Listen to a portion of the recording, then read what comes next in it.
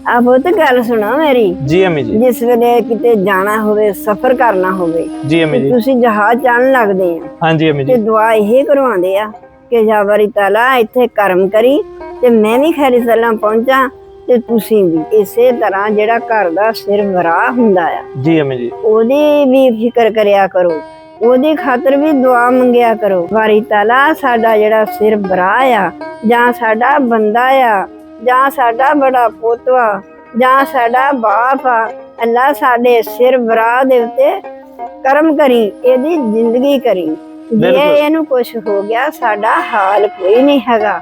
ਜੇ ਪੁੱਤ ਤੁਹਾਡੇ ਸਿਰ ਵਰਾ ਨੂੰ ਕੁਛ ਹੋ ਗਿਆ ਕਿ ਪੁੱਤ ਫਿਰ ਤੁਹਾਡਾ ਹਾਲ ਨਹੀਂ ਕੋਈ ਵੀ ਰਹਿੰਦਾ, ਕੋਈ ਰਿਸ਼ਤੇਦਾਰ ਨੇੜੇ ਨਹੀਂ ਆਉਂਦਾ, ਕੋਈ ਤੁਹਾਨੂੰ ਕੁਛ ਨਾ ਦਊਗਾ, ਸਭ ਰਿਸ਼ਤੇਦਾਰ ਛੱਡ ਜਾਂਦੇ ਆ। ਅਮੀ ਸਾਰੀ ਗੱਲ ਸਰਬਰਾ ਜਿਹੜਾ ਕਮਾਉਂਦਾ ਵੀ ਆ, ਹਾਂਜੀ ਫਿਰ ਖਾਣਾ ਕਿੱਥੋਂ? ਹਾਂ, ਖਾਣਾ ਕਿੱਥੋਂ? ਇੱਕ ਨਾ ਉਧਰੋਂ ਕਮਾਈ ਕਰਕੇ ਲਿਆਉਂਦਾ, ਹਾਂਜੀ ਇੱਕ ਘਰ ਆ ਕੇ ਪ੍ਰਸਾਦ ਮੁਕਾਉਂਦਾ ਆ। ਹਾਂਜੀ ਪਰੇਸ਼ਾਨ ਕਰਦੇ ਆ ਤੁਸੀਂ। ਹਾਂਜੀ ਇਹ ਨਹੀਂ ਕਹਿੰਦੇ ਕਿ ਕਿੱਦਾਂ ਇਹ ਲਹੂ ਪਾਣੀ ਦੀ ਕਮਾਈ ਨਾਲ ਸਾਨੂੰ ਲਿਆ ਕੇ ਦਿੰਦਾ ਆ। ਜੀ ਜੀ ਕਿ ਪੋਤੇ ਉਹ ਮਿਸਾਲ ਮੈਂ ਦਿੱਤੀ ਜਹਾਜ਼ ਦੀ, ਕਿ ਜਿੱਦਾਂ ਜਹਾਜ਼ ਚਲਾਉਣੇ ਦੀ ਖਾਤਰ ਦੁਆ ਜਹਾਜ਼ ਵਾਲਾ ਮੰਗਾਉਂਦਾ ਤੇ ਤੁਸੀਂ ਆਮੀਨ ਕਹਿੰਦੇ ਆ ਕਿ ਜਹਾਜ਼ ਡਿੱਗ ਨਾ ਪਵੇ।